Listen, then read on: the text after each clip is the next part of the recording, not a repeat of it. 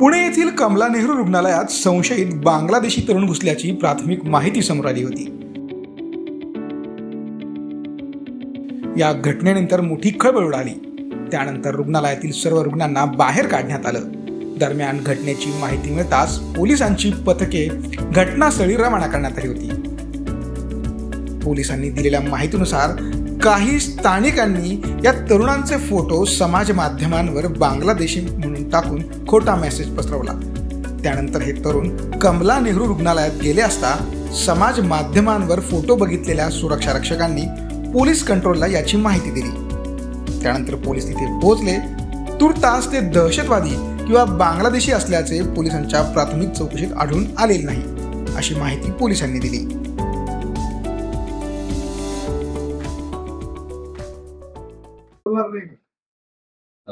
Sir, Kamala Nehru रुग्णालयात काय प्रकार घडला? 3 संशयित लोक घुसले होते, नेमके ते लोक कोण होते आणि कशामुळे हा संपूर्ण गोंधळ झाला? काय प्रकार हा सगळा प्रकार कमला नेहरू रुग्णालयात आज जो काय प्रकार घडला, आपण 3 संशयित लोकांना ताब्यात घेतले, तर नेमका संपूर्ण प्रकार काय आहे? हो, त्या प्रकरणात असं आहे की काल संध्याकाळी एका इसमाने एक सोशल मीडियावर काही फोटोज आणि एक मेसेज टाकला होता की अशा प्रकारे त्यांना वाटत होता की जे परदेशी नागरिक आहे, दुसऱ्या देशाचे काही नागरिक आहे, ते इथे अनऑथराइज्ड पद्धतीने फिरत होते।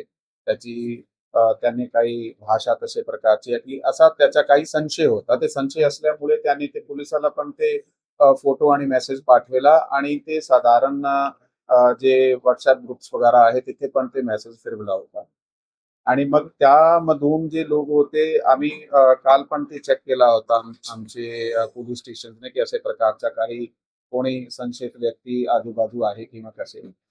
परंतु आज सकाळी जे कमला नेहरू हॉस्पिटल आहे, शासकीय रुग्णालय आहे, त्या ठिकाणी ते 3 इसम जे आहे ते गेले होते रक्त तपासणी आणि बाकीचे त्याचे वैद्यकीय तपासणीसाठी।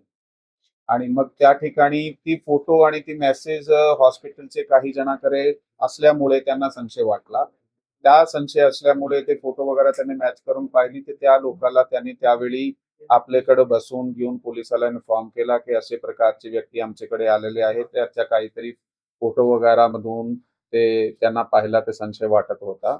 पोलीस त्या ठिकाणी गेली, पोलिसांनी त्याच्याकडून विचारपूस केली। विचारपूस केल्यानंतर आम्ही विचारपूस करण्यासाठी त्यांना पोलीस स्टेशनला आणलं आहे, कारण नागरिकांनी आणि तिथे काम करणारे जे वैद्यकीय स्टाफ आहे त्यांनी संशय व्यक्त केल्यामुळे आम्ही त्याची जे तपासणी आहे ते करणे गरजेची आहे। त्यामुळे त्याची सध्याची जे व्हेरिफिकेशन चालू आहे त्याच्याकडे त्यांनी जे आधार कार्ड आणि डॉक्युमेंट आमचे समोर सादर केले आहे त्याची आम्ही सध्या चौकशी करीत आहोत की नेमके हा जे ऍड्रेस आणि आधार कार्ड त्याचे आहे ते नेमके कुठले आहे, ते किती दिवसापासून शहरात राहत होते आणि नेमका ते इथे कोणत्या कामासाठी आले होते। सर, काल आपण त्यांचे संशयित म्हणून फोटो जाहीर केले होते, ते नेमके कुठल्या बेसवर केले होते? आपल्याला त्यांच्यावर संशय का आला?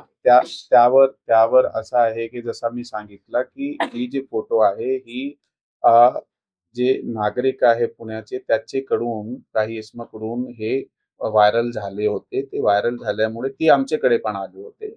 त्या फोटो आणि मेसेज आले होते की ते दुसऱ्या देशाचे वाटताय, त्याची भाषा वेशभूषा अशा प्रकारे त्यांना काही संशय वाटला होता। त्यामुळे आता कुठलाही संशयित मेसेज जर आपल्याकडे येत आहे तर ते आपली जबाबदारी आहे की ते आपण सखोलपणे त्याची चौकशी करणे गरजेची आहे।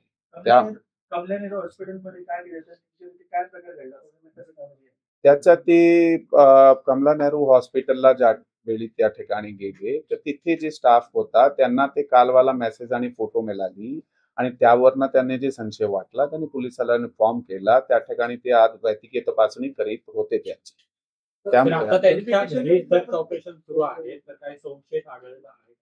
नाही सर, आतापर्यंत जो तपास झालेला आहे, चौकशी झाली, तर काय समोर आले ते सध्यापर्यंत जे आहे त्यांनी आपल्याला जे डॉक्युमेंट आहे ते सादर केले आहे। त्याच्याकडे आधार कार्ड आहे, त्या आधार कार्ड मध्ये ते एका राज्याचे, एका जिल्ह्याचा त्यांनी वर्णन केलं आहे की आम्ही अमुक अमुक पत्त्यावर राहणारे आहे, अमुक अमुक आमचे घर आहे आणि त्या ठिकाणची जे त्या जिल्ह्याची, त्या राज्याची जे पोलीस आहे त्याचे आम्ही संपर्कात आहोत आणि त्याच्याकडे त्याची व्हेरिफिकेशन चालू आहे. व्हेरिफिकेशन झाल्यानंतर आपल्याला पुढची माहिती देण्यात येईल. थँक्यू. तेच मी सांगितलं